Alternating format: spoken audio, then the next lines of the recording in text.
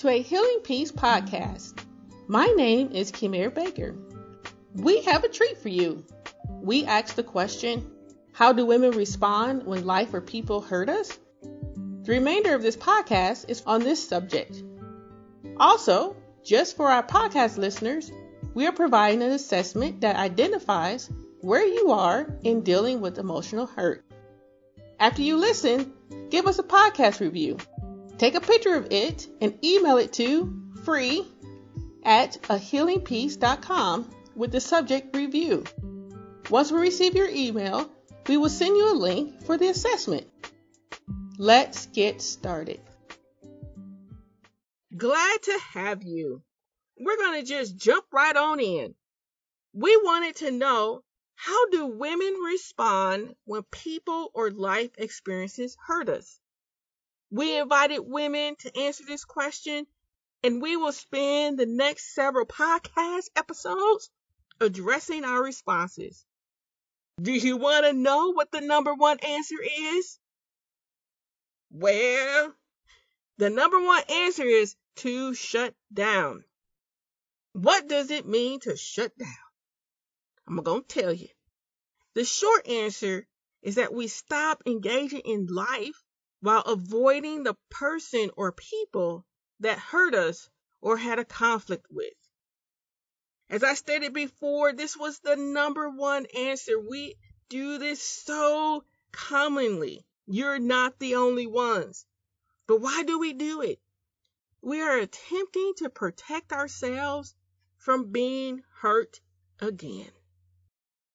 And as I share this, I want to share about my own experience in this area. When I was younger, I always knew that I would serve God in some capacity. I had many dreams and many moments that those dreams were shattered. When they were shattered, I felt unfulfilled, and my next immediate response was, I shut down. Why? Because I thought that I wasn't useful or needed from God. One particular incident occurred when I was the youth minister. Now, I know you guys are like, this your story about shutting down? Work with me. Because the thing is that we experience disappointments and pains in any areas of our lives. It could be high, as in the sense of my best friend done mess with me and I'm tired. It can be low, as you know what, I just woke up this morning, I just wasn't feeling right. So all these different experiences equate to us having an emotional response to prohibit us from keep moving forward. I'm going to go back to my story about being a youth minister. While I was in that role, about a month after, I was replaced by a new member. At the time, I ain't gonna lie, I was furious. And I'm gonna tell you why I was furious. Because no one came and asked. No one said, hey, Kimere, there's this new person here. We want to help train them and bring them in this role. No. They were just like, hey, somebody else is here. Bye. You'd be like, what? And I would say, again, because of it being in a church environment, my world was altered. I was hurt and I felt rejected. And after that experience, I began to resent the church leaders for making a drastic decision, especially with not communicating with me so that I could understand, was there areas in my life that I needed to grow in? Was there things that I was doing that was inappropriate? I didn't have that conversation. Of course, when you don't know the complete details, the next thing happens, you start thinking. Boy, was I thinking. And I was thinking to the point where I couldn't sleep anymore. I was so consumed by my thoughts and my inability to serve God. This went on for a couple days, but I was like, okay, Kimere, you got to do something to calm my anxiety. and anger. Yes, I was angry. I decided to seek comfort in television and food. As time progressed, I did read my Bible and I did pray. But one of the things that I would do in my prayer would be, God, you need to address these church people. They are sinful. They did this to me. Deal with them. Yes, I did. And I would say that I did remain a member of the church, but I no longer used my gifts to help others. I became so focused on my hurt. I lost being connected with others and bringing glory to God. Instead, I said, you know what? I'm just going to go home and I'm just going to be with him alone. In that, I didn't realize that I began to isolate myself from my church community. Now, as I stated before, we all have different experiences. This may be like, that wasn't too deep for me.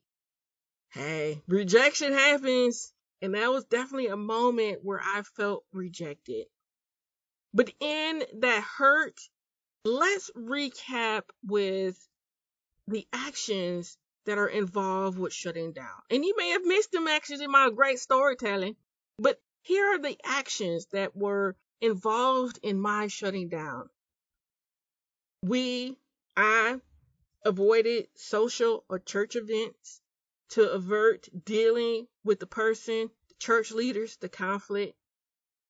Others, you guys, you may stop doing things that bring you joy, like exercising, meetup groups, and just being able to laugh. Sometimes we just need that.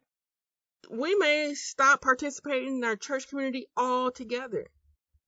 We may stop reading our Bibles or praying, or like what I did, read more, pray more frequently, but decide that the church is not necessary.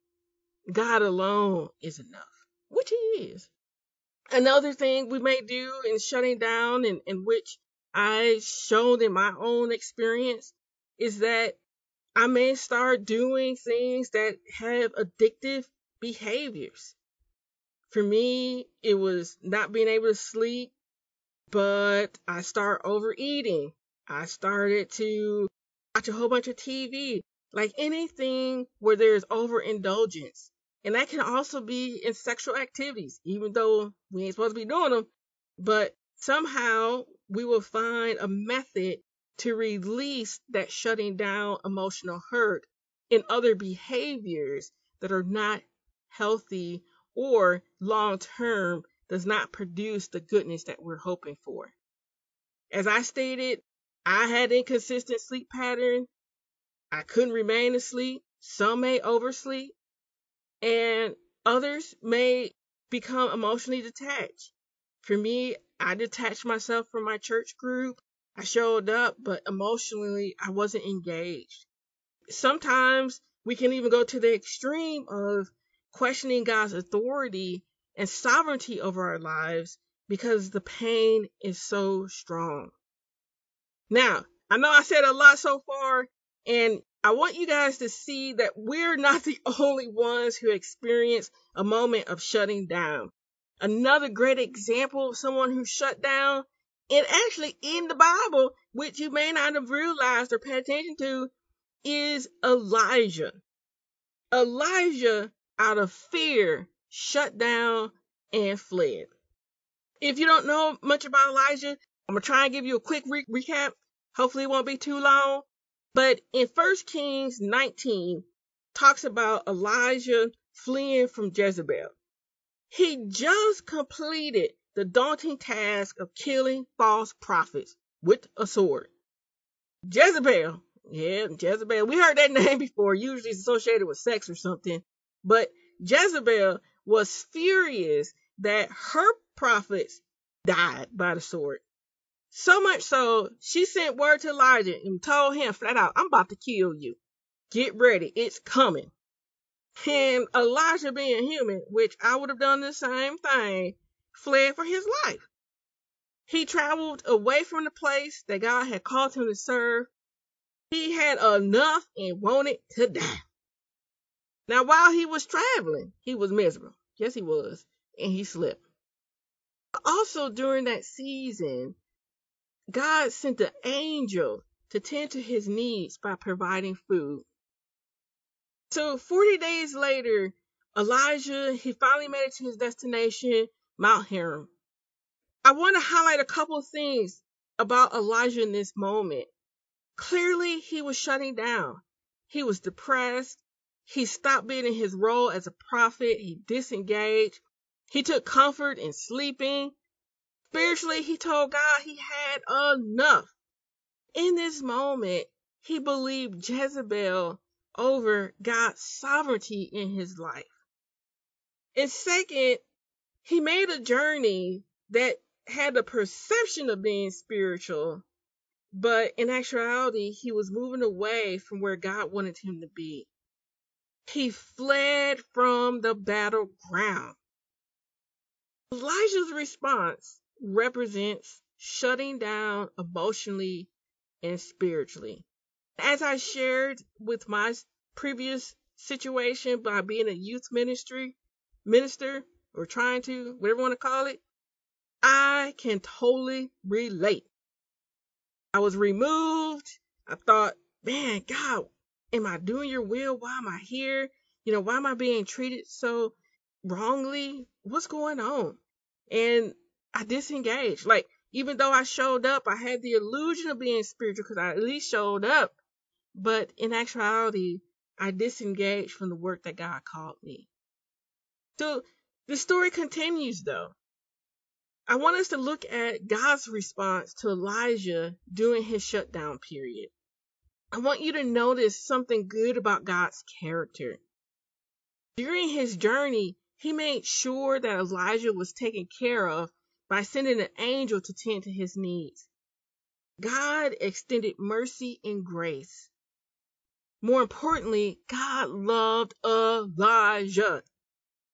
I believe, and I'm telling you, I believe it, and I know it from my own journey, that God still responds to us the same way. He provides time for us to process our hurt and ensures that our needs are being met in the process. Okay, Elijah's story doesn't end there. He makes it to the mountain, and God questions him. Dude, why are you here? Basically, God is saying, why are you off the path? Why are you not doing your work? Elijah, he answers by pleading his case, and I would have done the same thing. Yes, I would have. He was like, hey, God, no one is with me. I'm alone. My life has been threatened. After Elijah said what he said, then the Lord responded. He was like, hey, go stand before the mountain. I'm going to pass by. What happened next? A great wind came, rock started breaking up, but the Lord wasn't in the wind. Then the earthquake came, but the Lord wasn't in the earthquake. Then after the earthquake was a fire. But you know what? The Lord wasn't in the fire. Then after the fire was a gentle blowing. And it's been told to you that gentle blowing was like a gentle whisper. It was a silence, so to speak. God passed by Elijah in the silence that followed the storm. During Elijah's journey, God was silent. He didn't question him. For those 40 days when he was traveling, he didn't question Elijah. Instead, he tended to him. And I'll tell you guys, there are times that God, again, is doing the same in our lives. Like in his silence, it may not be the dramatic, it may not be the earthquake, it may not be the fire, it may not be all these big things that we want, but he is there and he's present in the silence. And even though he presented himself in the silence, he continued to question Elijah. And he said, hey, what are you doing here? In his response, it's more of, man, you know what? I need you to go back get out this mountain, go back where you came from, and complete the work that I gave you. And how did Elijah respond? He responded by returning to God and to the purpose that God had for him. As I shared both stories, my personal experiences and Elijah's experience, when we shut down, one of the things that happen is that we wander from the place that God has for us. Think through this. Spend some time reflecting. Think through your moments of shutting down. What did you stop doing for God because of it? What did you stop doing for yourself because of it? When you shut down, think about, did you stop doing His will? And I will tell you, yes, Kimera, I was doing the same thing. I showed up, but I wasn't engaged. And God being God, He sent people in my path and He said, hey, you are supposed to be leading my flock. I am with you. I have extended mercy and grace. Girl, you get on up. That's the call for all of us, is to be able to hear His voice in the silence and do His will. All right, you guys, I want to hear from you. What do you notice about yourself when you shut down? What has kept you trapped in emotional hurt? Please go to ahealingpeace.com. Share your thoughts with us. We want to know. Because again, we're not the only ones. Sometimes in our experiences, we think, oh, it's just me. But no, it's not. And while you're there, we have a great companion workbook to this lesson that will keep you moving forward. All right, you guys, come back. We have another great episode for you. See you then. This concludes our podcast. Please go to ahealingpeace.com for the workbook and to leave us feedback. Don't forget to write us a podcast review. Send that email to free@ahealingpeace.com.